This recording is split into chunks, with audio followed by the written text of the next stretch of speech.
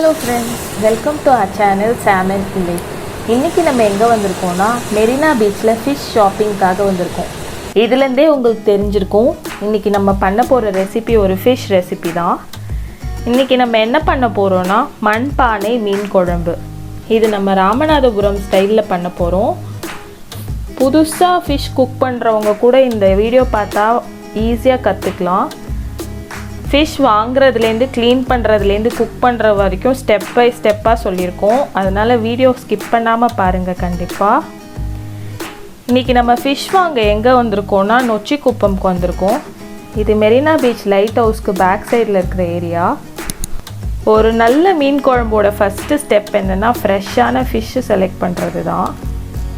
நம்ம ஐஸில் வச்ச மீன் போட்டால் அவ்வளோ நல்ல ருசி வராது நம்ம குழம்புக்கு. அதனால இந்த பீச் பக்கத்தில் போய் வாங்குற மாதிரி உங்களுக்கு ஒரு வாய்ப்பு இருந்தால் கண்டிப்பாக வாங்கிக்கோங்க. இன்றைக்கி நம்ம செலக்ட் பண்ணியிருக்கிறது பாறை ஃபிஷ் வச்சு நம்ம சேனலில் முன்னாடியே ஒரு வீடியோ போட்டிருக்கோம். உங்கள் நிறைய பேருக்கு பிடிச்ச ஃபிஷ் தம் பிரியாணி பார்க்காதவங்க டிஸ்கிரிப்ஷன் பாக்ஸில் லிங்க் கொடுத்துருக்கோம், கண்டிப்பாக பாருங்கள்.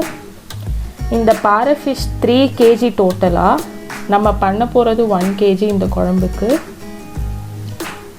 ஃபிஷ் உடம்புக்கு ரொம்ப நல்லது. இதில் ஒமேகா 3 ஃபேட்டி ஆசிட்ஸ் இருக்குது. அது பிரெயினுக்கும் பாடிக்கும் ரொம்ப நல்லது. சின்ன குழந்தைங்கள்லேருந்து பெரியவங்க வரைக்கும் எல்லாருமே ஃபிஷ்ஷு நல்லா சாப்பிட்லாம். நம்ம இவங்கக்கிட்டே க்ளீன் பண்ணி வாங்கியிருக்கோம்.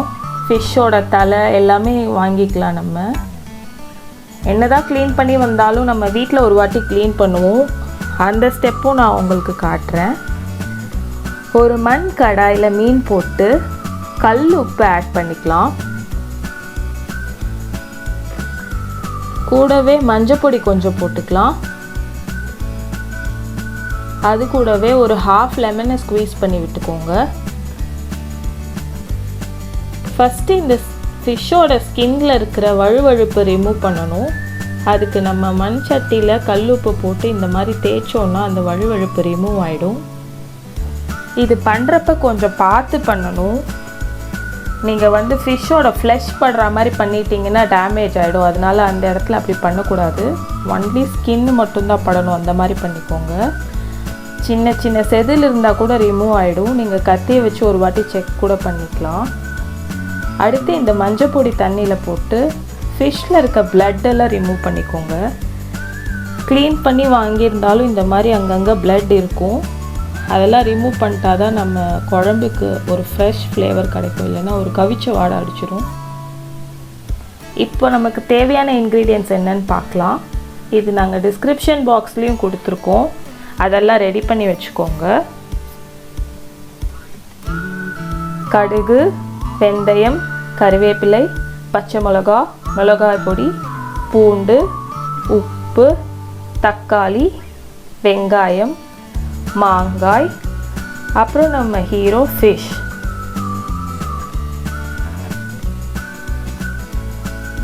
ஃபஸ்ட்டு ஸ்டவ் ஆன் பண்ணிக்கலாம். நம்ம சமைக்க போகிற மண் சட்டி எடுத்து இதில் வச்சுக்கலாம். மண் சட்டி நல்லா சூடாகணும். சூடானதும் எண்ணெய் ஊற்றிக்கலாம். இது கொஞ்சம் ஸ்லோ குக்கிங்காக தான் இருக்கும். ஆனால் அதுதான் முக்கியமான ஹெல்த் பெனிஃபிட்டே மண் சட்டிக்கு.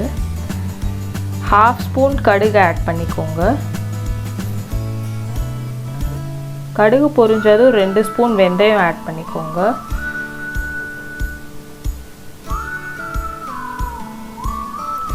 வெந்தயம் லைட்டாக ப்ரௌன் ஆகணும். இந்த ஸ்டேஜில் நம்ம கருவேப்பிலை ஆட் பண்ணிக்கலாம்.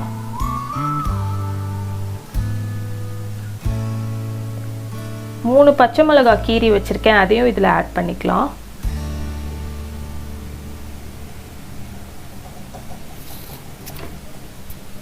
கூடவே 6-7 பூண்டு பல் போட்டுக்கிறோம்.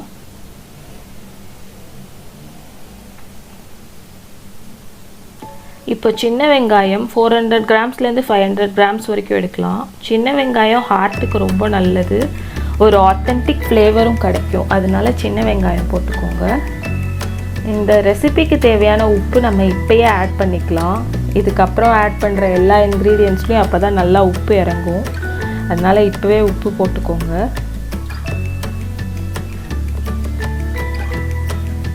இப்போ பார்த்தீங்கன்னா சின்ன வெங்காயம் பூண்டெல்லாம் வெந்து வந்திருக்கு.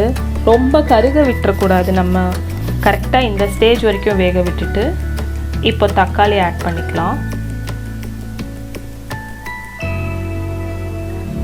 3 இல்லைன்னா 4 தக்காளி ஆட் பண்ணிக்கோங்க.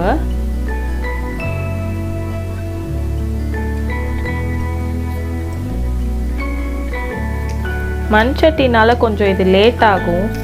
இதோட ஹெல்த் பெனிஃபிட்டே அதுதான். இதோட மாய்ஸ்சர் கண்டென்ட் அப்புறம் ஃப்ளேவர் நியூட்ரியன்ஸ் எல்லாமே இந்த ஃபுட்டில் அப்படியே ரீட்டைன் ஆகும் ஸ்லோவாக குக் ஆகிறதுனால. அதனால தான் எப்பயுமே மண் சட்டி சமையல் ரொம்ப உடம்புக்கும் நல்லதுன்னு சொல்கிறாங்க, ருசியும் சூப்பராக இருக்கும்னு சொல்கிறாங்க. அதுக்கு காரணம் இதுதான். இப்போ தக்காளி கொஞ்சம் மூடி போட்டு வதக்கி எடுத்துருக்கோம். பார்த்திங்கன்னா நல்லா வதங்கி வந்துருச்சு.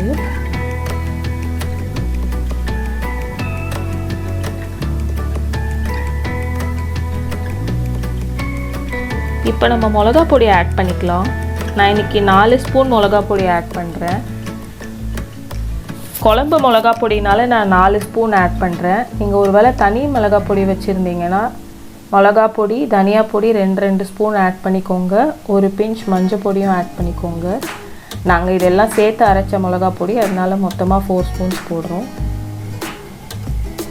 நல்லா வதக்கிக்கலாம் பச்சை வாசனை போகிற அளவுக்கு.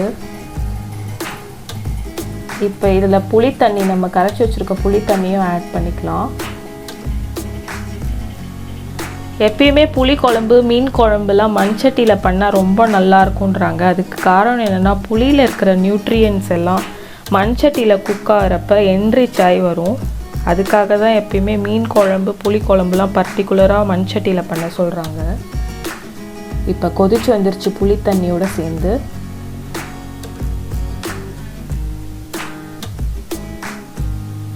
இப்போ இந்த டிஷ்ஷுக்கு தேவையான தண்ணி ஆட் பண்ணிக்கலாம்.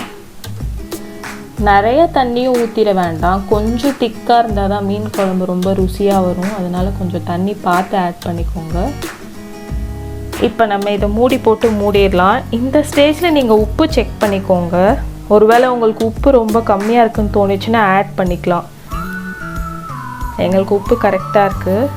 நல்லா குழம்பு கொதித்து வரணும். லாஸ்ட்டாக தான் நம்ம ஃபிஷ் ஆட் பண்ணணும். அதனால் குழம்பு ஆல்மோஸ்ட் ரெடி ஆகி வந்துடணும். அந்த ஸ்டேஜ் வரைக்கும் நல்லா கொதிக்க விடுங்க. இப்போ பார்த்தீங்கன்னா எண்ணெய் பிரிய ஆரம்பிக்குது. இந்த சமயத்தில் நம்ம வெட்டி வச்சுருக்க ஃபிஷ்ஷை இதில் ஆட் பண்ணிக்கலாம்.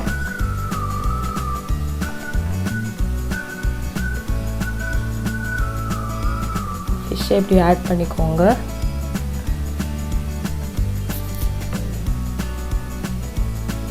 கரண்டி வச்சு லைட்டாக தள்ளி விடுங்க. ரொம்ப டிஸ்டர்ப் பண்ணிடக்கூடாது நம்ம ஃபிஷ்ஷை. எப்பயுமே அது ஈஸியாக பிரேக் ஆகிடும், அதனால் அது அப்படி பண்ணக்கூடாது. 7 to 10 மினிட்ஸ் போதும் ஃபிஷ் குக் ஆக. அதுக்கு மேலே விட்டிங்கன்னா குழஞ்சிடும். இப்போ மாங்காய் ஆட் பண்ணிக்கலாம். மாங்காவும் இந்த மாதிரி லேட்டர் ஸ்டேஜில் தான் ஆட் பண்ணணும், இல்லைனா குழஞ்சிருச்சுன்னா குழம்புல புளிப்பு அதிகமாகிடும். அதனால் மாங்காய் ஃபிஷ்ஷெல்லாம் ஆட் பண்ணி மூடி போட்டு ஒரு 7 to 10 மினிட்ஸ் கொதிக்க விடலாம். இப்போ பார்த்திங்கன்னா நல்லா கொதித்து வந்துருச்சு. எண்ணெயெல்லாம் பிரிஞ்சு அழகாக மீன் குழம்பு ரெடி ஆயிடுச்சு. இப்போ ஸ்டவ் ஆஃப் பண்ணிக்கலாம். மண் சட்டியில் ஹீட் அப்படியே ரீட்டைன் ஆகுன்றதுனால இன்னும் பார்த்தா தெரியும் உங்களுக்கு, கொதிச்சிட்டே இருக்குது குழம்பு.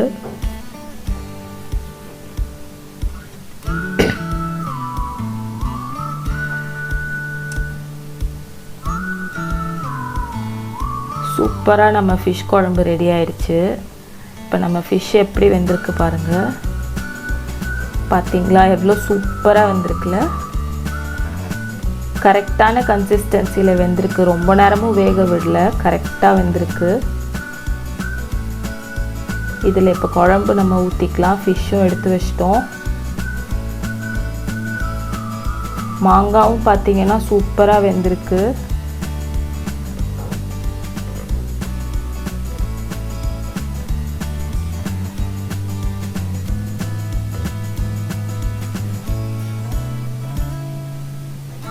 இந்த ஃபிஷ் குழம்பு ரைஸோட ஆசமாக இருக்கும். தோசை இட்லி கூடயும் ரொம்ப நல்லாயிருக்கும்.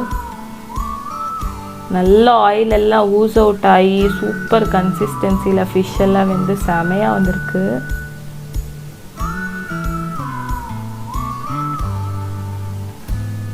பார்த்தீங்கனாலே தெரியும், நல்ல மணமும் வருது. இங்கே சூப்பராக வந்திருக்கு நம்ம குழம்பு.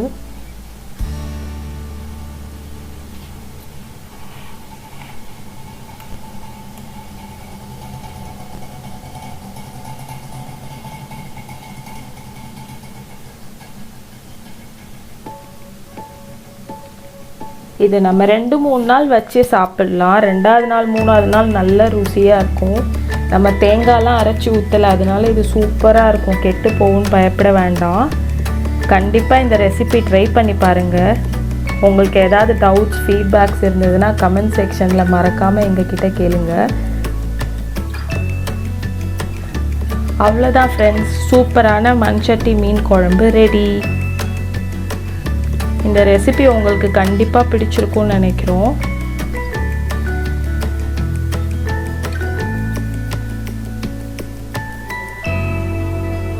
ட்ரை பண்ணிவிட்டு எப்படி இருக்குன்னு மறக்காமல் சொல்லுங்கள். இந்த வீடியோ உங்களுக்கு பிடிச்சிருந்துச்சுன்னா லைக் பண்ணுங்கள், ஷேர் பண்ணுங்கள், சப்ஸ்கிரைப் பண்ணுங்கள்.